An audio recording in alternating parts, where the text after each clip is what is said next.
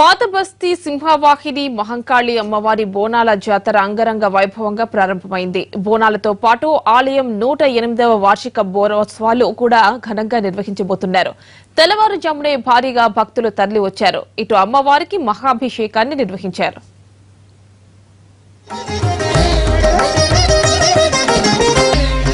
1908లో హైదరాబాద్ కు వరదలు వచ్చినప్పుడు సింహవాహిని మహంకాళి అమ్మవారికి నిజాం నవాబు బోనం సమర్పించాడట. దాంతో వరదలు తగ్గడంతో అప్పటి నుండి పాతబస్తీలో లాల్ దర్వాజ్ బోనాలు ఘనంగా జరపడం ఆనవాయితీగా వస్తోంది.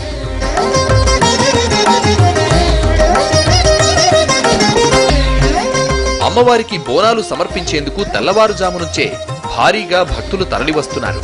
మహిళలకు, సాధారణ భక్తులకు, విఐపీల కోసం వేర్వేరుగా 4 క్యూలైన్లను ఏర్పాటు చేశారు. అలాగే ఎలాంటి ఇబ్బందులు తలెత్తకుండా చర్యలు తీసుకుంటున్నారు.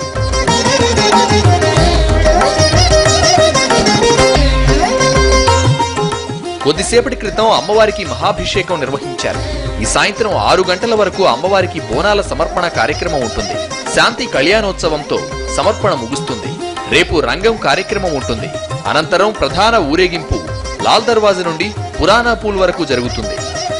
శ్రీ లాల్ దర్వాజా మహాకాళి దేవస్థానము ఈ దేవాలయంలో ప్రతి ఆషాఢ మాసంలో బోనాలు ఉత్సవాలు అత్యంత ఘనంగా వైభవంగా జరుగుతుంటాయి. ఈ సంవత్సరంలో అంతర్భాగంగా అమ్మవారికి శుక్రవారం అంటే గడిచిన వారంలో శుక్రవారం రోజున అభిషేకంతో ప్రారంభమైనటువంటి బోనాలు ఉత్సవాలు.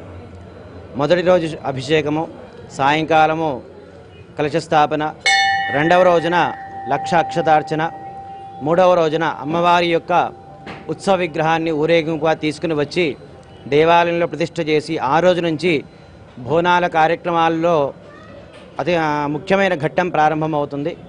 అమ్మవారి యొక్క ఉత్సవ విగ్రహాన్ని ఇక్కడ ప్రతిష్ఠ చేసి ఆ మరుసటి రోజున అమ్మవారికి లక్ష బిల్వార్చన, దీపోత్సవము, శాకాంబరి అలంకారము, లక్ష పుష్పార్చన, లక్ష కుంకుమార్చన, చండీ హవనంతో నవరాత్రులు ముగుస్తాయి.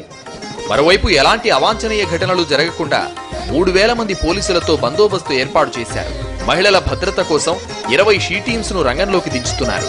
మహంకాళి దేవాలయంతో పాటు పాతబస్తీలోని 247 దేవాలయాలకు భద్రత ఏర్పాటు చేశారు.